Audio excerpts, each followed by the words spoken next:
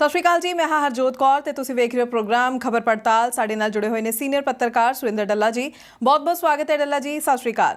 ਸਤਿ ਸ਼੍ਰੀ ਅਕਾਲ ਹਰਜੋਤ ਜੀ, ਬਹੁਤ-ਬਹੁਤ ਧੰਨਵਾਦ ਤੁਹਾਡਾ ਵੀ ਔਰ ਦੁਨੀਆ ਭਰ ਦੇ ਪੰਜਾਬੀਆਂ ਦਾ ਵੀ ਬਹੁਤ ਧੰਨਵਾਦ ਜਿਹੜੇ ਬਹੁਤ ਵੱਡੀ ਗਿਣਤੀ 'ਚ ਸਾਡੇ ਇਸ ਪ੍ਰੋਗਰਾਮ ਨਾਲ ਜੁੜਦੇ ਨੇ ਤੇ ਸਾਡੇ ਨਾਲ ਸਾਂਝ ਪਾਉਂਦੇ ਨੇ। ਬਹੁਤ ਧੰਨਵਾਦ ਜੀ। ਡੱਲਾ ਜੀ, ਖਾਸ ਖਬਰਾਂ ਦੀ ਗੱਲ ਕਰੀਏ ਤਾਂ ਸਭ ਤੋਂ ਪਹਿਲਾਂ ਅੱਜ ਪ੍ਰੋਗਰਾਮ ਦੇ ਵਿੱਚ ਭਾਰਤੀ ਕ੍ਰਿਕਟ ਖਿਡਾਰੀ ਅਰਸ਼ਦੀਪ ਸਿੰਘ ਬਾਰੇ ਜ਼ਰੂਰ ਗੱਲ ਕਰਾਂਗੇ, ਜਿਨ੍ਹਾਂ ਦੇ ਉੱਪਰ ਖਾਲਿਸਤਾਨੀ ਅਤੇ ਗੱਦਾਰ ਹੋਣ ਦੀਆਂ ਗੱਲਾਂ ਕੀਤੀਆਂ ਜਾ ਰਹੀਆਂ। ਕੀ ਪੂਰਾ ਮਾਮਲਾ ਅੱਗੋਂ ਕੀ ਇਸ ਉੱਪਰ ਹੋ ਰਿਹਾ ਹੈ? ਹਰਜੋਤ ਜੀ, ਬਹੁਤ ਮੰਦਭਾਗਾ ਵਰਤਾਰਾ ਇੱਕ ਵਾਰੀ ਫੇਰ ਵਾਪਰਿਆ ਅਰਸ਼ਦੀਪ ਸਿੰਘ ਨਾਲ। ਭਾਰਤੀ ਕ੍ਰਿਕਟ ਟੀਮ ਦਾ ਖਿਡਾਰੀ ਹੈ, ਬਹੁਤ ਸਧਾਰਨ ਪਰਿਵਾਰ ਤੋਂ ਆਉਂਦਾ ਔਰ ਜਿਸ ਤਰ੍ਹਾਂ ਦਾ ਵਿਹਾਰ ਇਸ ਖਿਡਾਰੀ ਦੇ ਨਾਲ ਕੀਤਾ ਗਿਆ, ਜਿੰਨੀ ਨਿੰਦਾ ਕੀਤੀ ਜਾਵੇ ਉਨੀ ਘੱਟ ਹੈ। ਅਸਲ ਦੇ ਵਿੱਚ ਸਾਡੇ ਸਮਾਜ 'ਚ ਬਹੁਤ ਤਰ੍ਹਾਂ ਦੇ ਲੋਕ ਹੈਗੇ ਨੇ, ਬਹੁਤ ਸਾਰੇ ਲੋਕ ਨੇ ਜਿਨ੍ਹਾਂ ਨੂੰ ਖੇਡ ਅਨੁਸ਼ਾਸਨ ਦਾ ਪਤਾ ਹੈ, ਬਹੁਤ ਸਾਰੇ ਲੋਕ ਨੇ ਜਿਨ੍ਹਾਂ ਨੂੰ ਖੇਡ ਅਨੁਸ਼ਾਸਨ ਦਾ ਨਹੀਂ ਪਤਾ।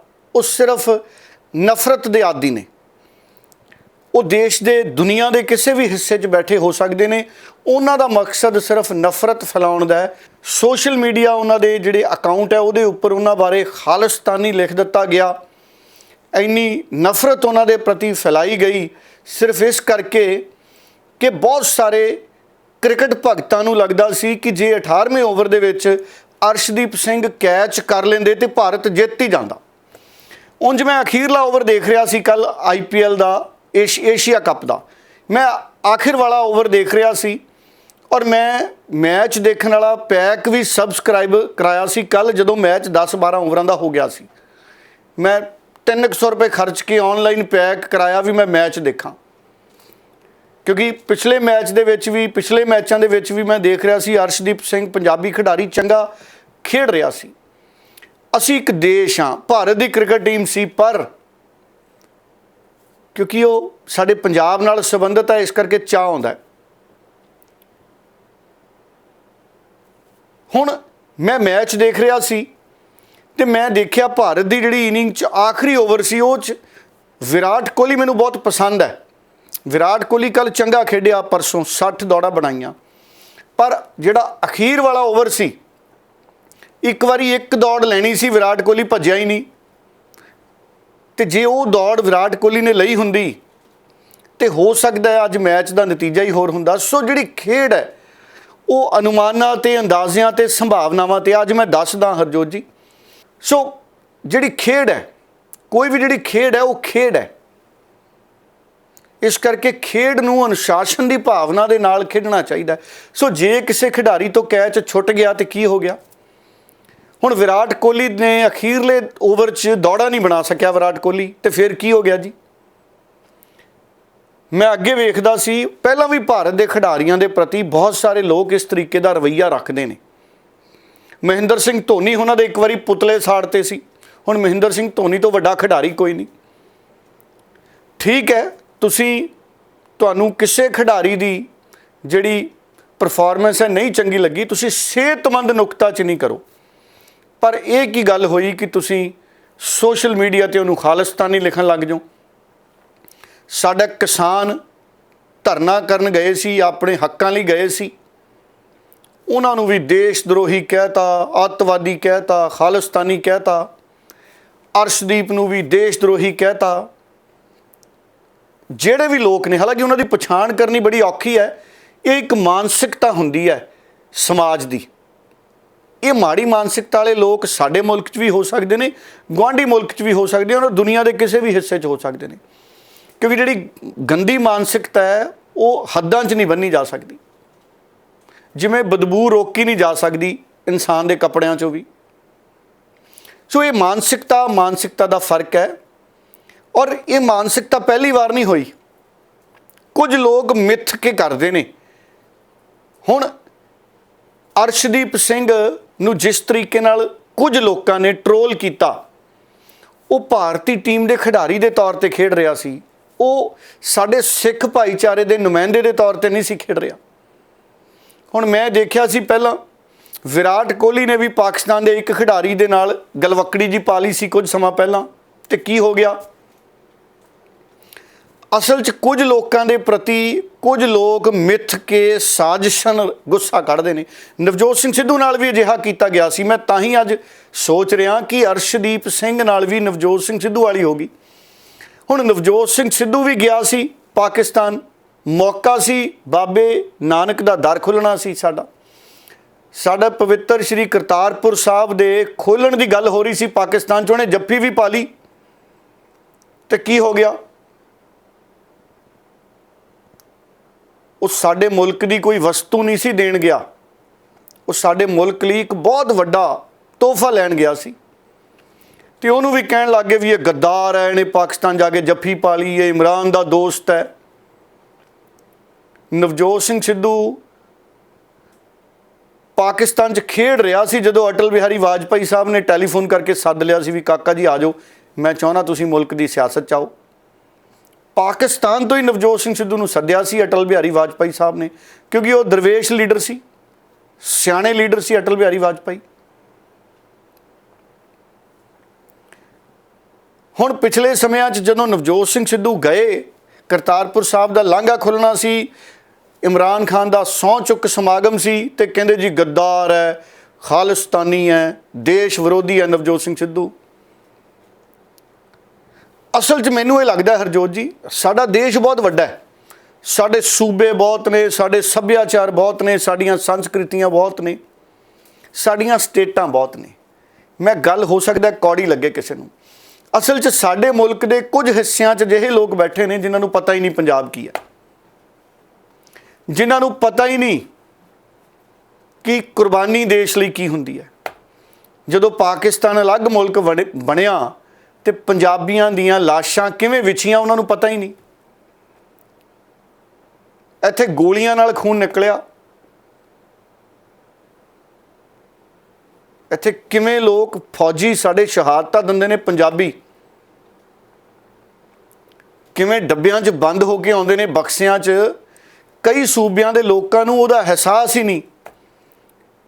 ਇਹੋ ਜਿਹਿਆਂ ਨੂੰ ਕਦੀ ਇਕੱਠੇ ਕਰਕੇ ਪੰਜਾਬ ਦੀ ਯਾਤਰਾ ਤੇ ਲੈ ਕੇ ਆਓ ਤੇ ਜਦੋਂ ਪਿੰਡਾਂ 'ਚ ਸ਼ਹੀਦ ਹੋਏ ਫੌਜੀਆਂ ਦੇ ਬੁੱਤ ਦੇਖਣਗੇ, ਉਹਨਾਂ ਨੂੰ ਫੇਰ ਸਮਝ ਆਊਗਾ ਵੀ ਪੰਜਾਬੀ ਦੇਸ਼ ਭਗਤ ਨੇ। ਅਸਲ 'ਚ ਬਹੁਤਿਆਂ ਨੂੰ ਇਹ ਵੀ ਨਹੀਂ ਪਤਾ ਕਿ ਦੇਸ਼ ਭਗਤਾਂ ਨੂੰ ਕਹੀਦਾ ਕੀ ਹੁੰਦਾ। ਅਸਲ 'ਚ ਉਹਨਾਂ ਦੀ ਬੁੱਧੀ ਇੰਨੀ ਕਮਜ਼ੋਰ ਹੈ। ਹੁਣ ਉਹਦੇ ਤੇ ਕਿਉਂ ਆਪਾਂ ਆਪਣਾ ਵਕਤ ਜ਼ਾਇਆ ਕਰੀਏ। ਪਰ ਮੈਂ ਇੱਕ ਗੱਲ ਜ਼ਰੂਰ ਕਹਿਣਾ ਚਾਹੂੰਗਾ,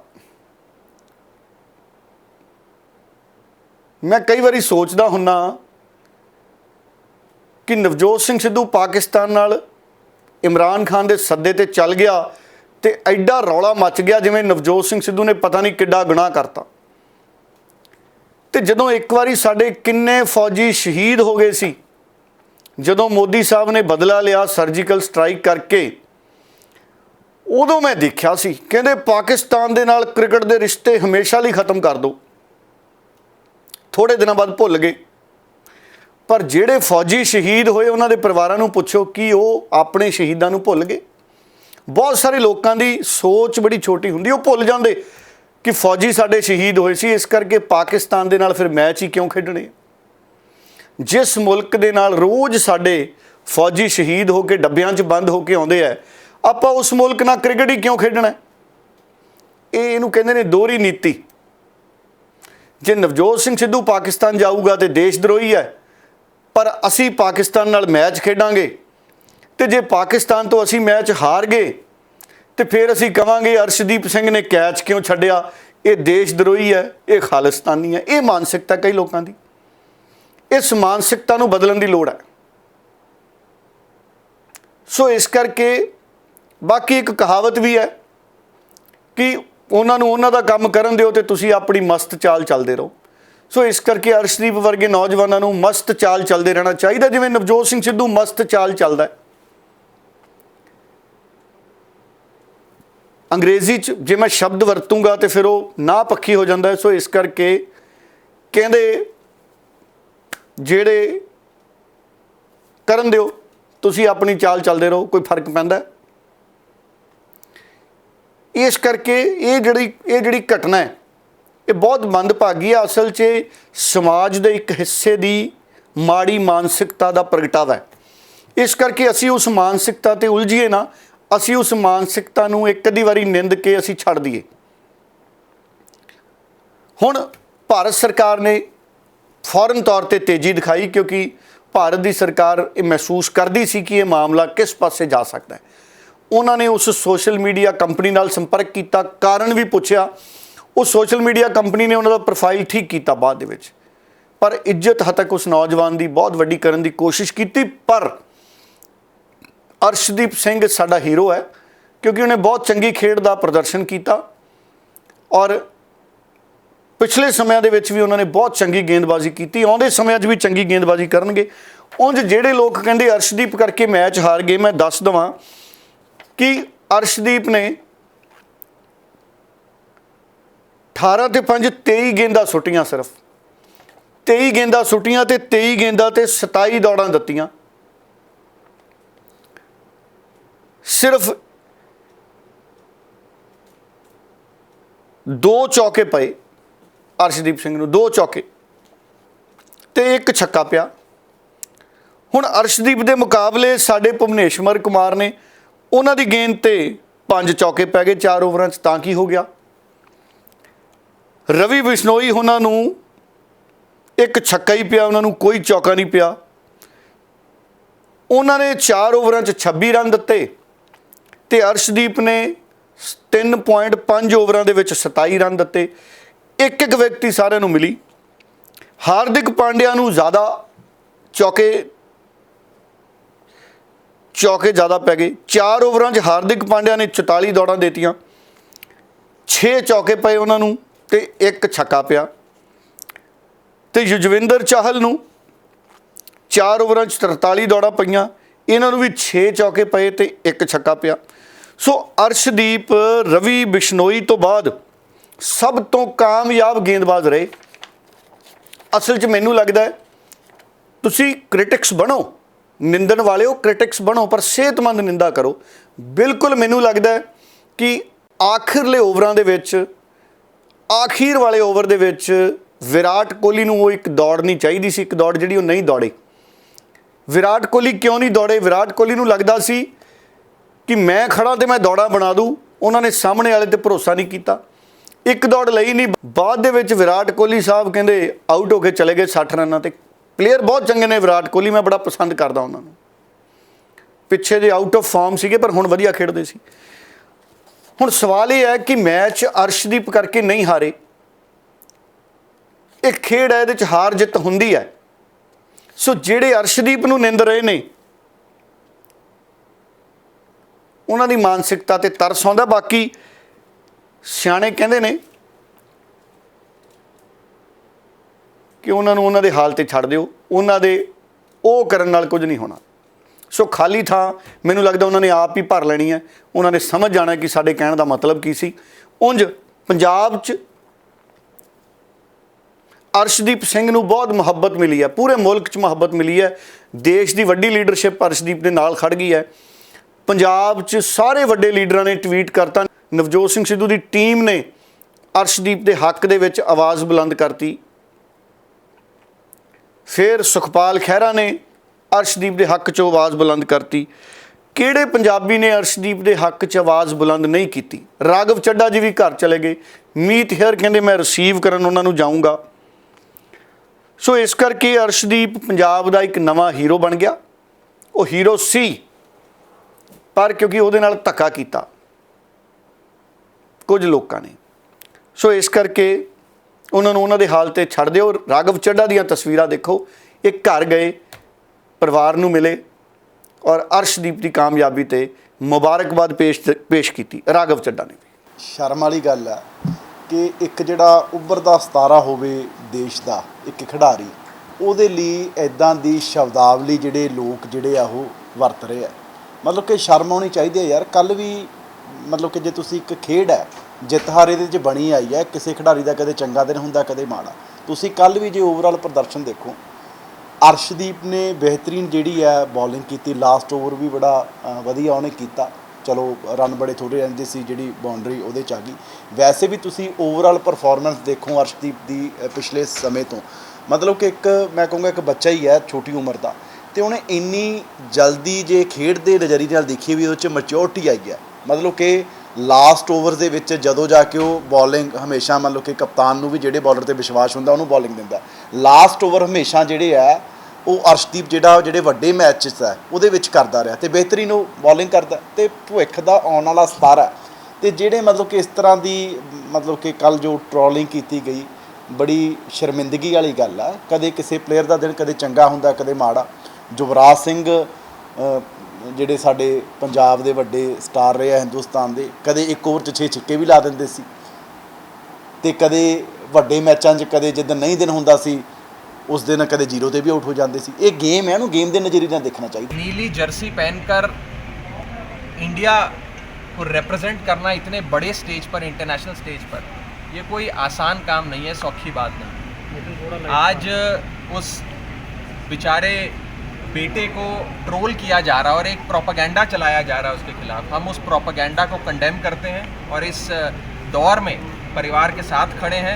परिवार की जो स्ट्रगल रही है और अर्शदीप की जो पर्सनल स्ट्रगल रही है उसे सल्यूट करते हैं। एक साधारण से मध्यम वर्गीय परिवार से, मिडिल क्लास हाउस होल्ड से आने वाला एक बच्चा आज महज 23 साल की उम्र में भारत को रिप्रेजेंट कर रहा है इतने बड़े स्टेज पे, इतने बड़े लेवल पे। हम उसकी स्ट्रगल को सल्यूट करते हैं और मेरा अपना ये मानना है कि वो 23 साल के लड़के का अभी बहुत बेहतरीन फ्यूचर है। उसने अभी हिंदुस्तान को कई बड़े बड़े कप, हो सकता है आगे कई वर्ल्ड कप भी जिताने होंगे, तो हम उसे सल्यूट करते हैं। और आज खरड़ में, पंजाब में उनके परिवार के साथ कुछ समय बिताने और उन्हें मोटिवेट करने, उनके साथ कंधे से कंधा मिलाकर खड़े। ਉਂਝ ਮੇਰੇ ਮਨ 'ਚ ਇੱਕ ਸਵਾਲ ਵੀ ਉੱਠਿਆ, ਕਹਿੰਦੇ ਪਾਕਿਸਤਾਨ ਹੁਣ ਸਾਡੇ ਵਿਦੇਸ਼ ਜਿਹੜਾ ਪਾਕਿਸਤਾਨ ਹੈ ਉਹ ਸਾਡੀ ਖਾਸ ਕਾਰੋਬਾਰ ਕਰਨ ਵਾਲੇ ਮੁਲਕਾਂ ਦੀ ਸੂਚੀ 'ਚ ਨਹੀਂ ਹੈ।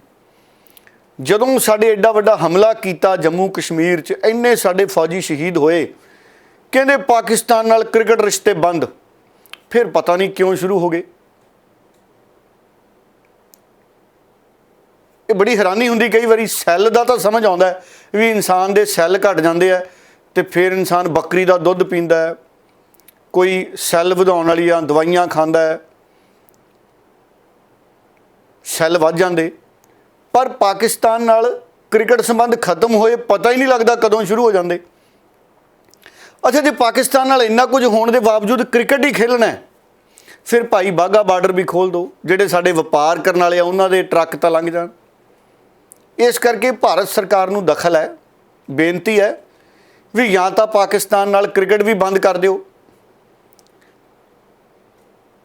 ਦਿਨ ਰਾਤ ਪਾਕਿਸਤਾਨ ਉਲੰਘਣਾ ਕਰਦਾ ਹੈ, ਅਸੀਂ ਨਿੰਦਦੇ ਹਾਂ ਪਾਕਿਸਤਾਨ ਨੂੰ। ਅਤੇ ਫਿਰ ਇਹ ਵੀ ਆਸ ਕਰਦੇ ਨੇ ਕੁਝ ਲੋਕ ਕਿ ਜਦੋਂ ਪਾਕਿਸਤਾਨ ਦੇ ਨਾਲ ਕ੍ਰਿਕਟ ਮੈਚ ਹੋਵੇ ਤਾਂ ਤਾੜੀਆਂ ਮਾਰੋ। ਅਤੇ ਫਿਰ ਜਦੋਂ ਮੈਂ ਫੌਜੀਆਂ ਬਾਰੇ ਸੋਚਦਾ, ਸਰਹੱਦ 'ਤੇ ਬੈਠੇ ਫੌਜੀ, ਇੱਕ ਪਾਸੇ ਤਾਂ ਫੌਜੀ ਡਰਦਾ ਹੋਊਗਾ ਵੀ ਪਾਕਿਸਤਾਨ ਵਾਲੇ ਪਾਸਿਓਂ ਸੀਜ਼ ਫਾਇਰ ਦਾ ਉਲੰਘਣ ਹੋ ਕੇ ਗੋਲੀ ਨਾ ਵੱਜੇ, ਦੂਜੇ ਪਾਸੇ ਫੌਜੀ ਸੋਚਦਾ ਹੋਊਗਾ ਵੀ ਇਹ ਪਾਕਿਸਤਾਨ ਨਾਲ ਮੈਚ ਚੱਲੀ ਜਾਂਦਾ।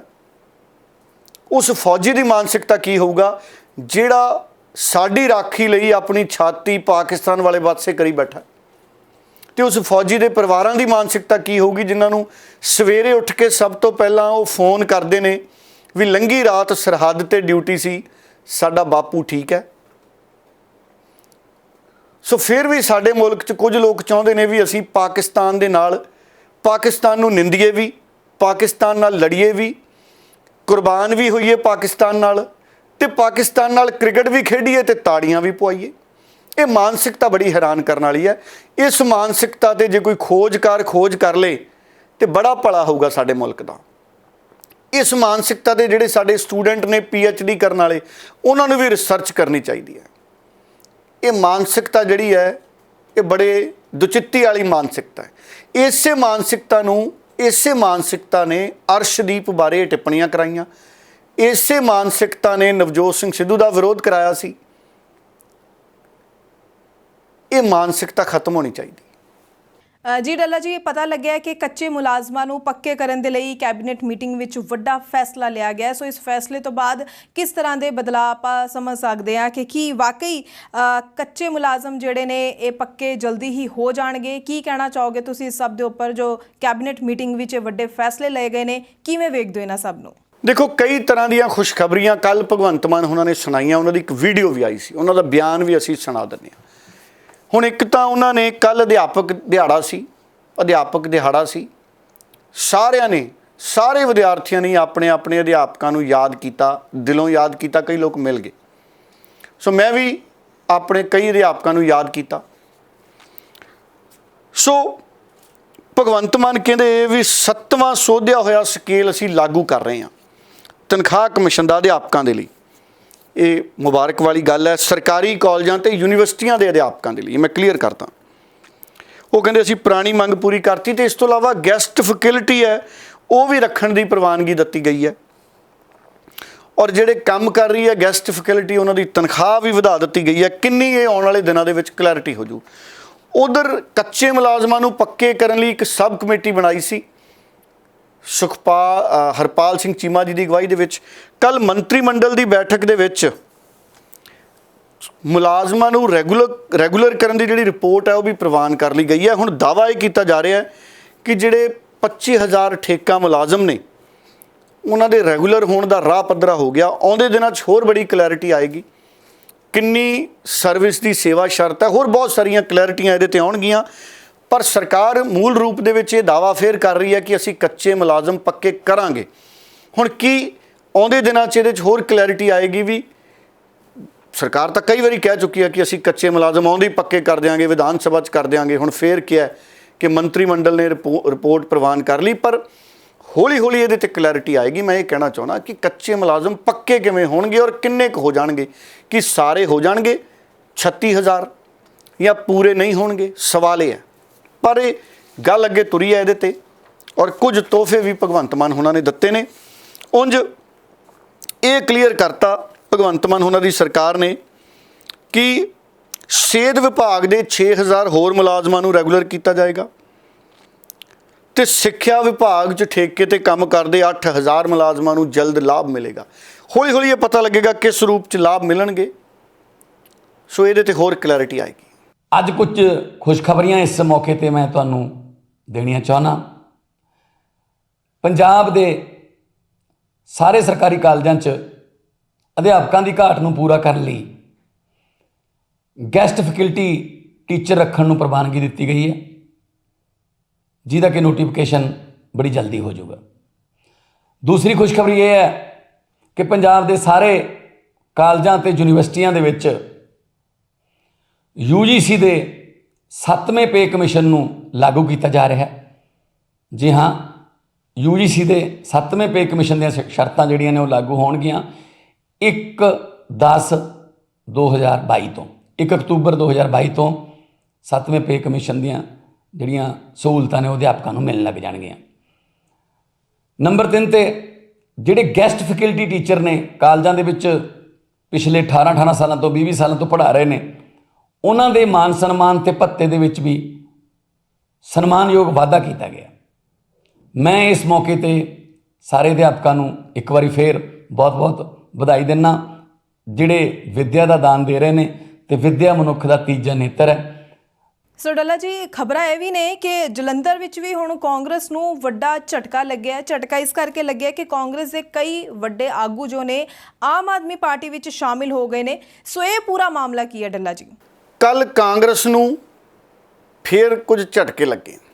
ਜਲੰਧਰ ਤੋਂ ਕਾਂਗਰਸ ਦੇ ਕੁਝ ਲੀਡਰ ਸੀ, ਉਹਨਾਂ ਦੇ ਵਿੱਚ ਜਲੰਧਰ ਦੇ ਵਿੱਚ ਨਗਰ ਨਿਗਮ ਦੇ ਕੁਝ ਕੌਂਸਲਰ, ਸਣੇ ਡਿਪਟੀ ਮੇਅਰ ਕਹਿੰਦੇ ਆਮ ਆਦਮੀ ਪਾਰਟੀ 'ਚ ਚਲੇ ਗਏ ਕਾਂਗਰਸ ਛੱਡ ਕੇ।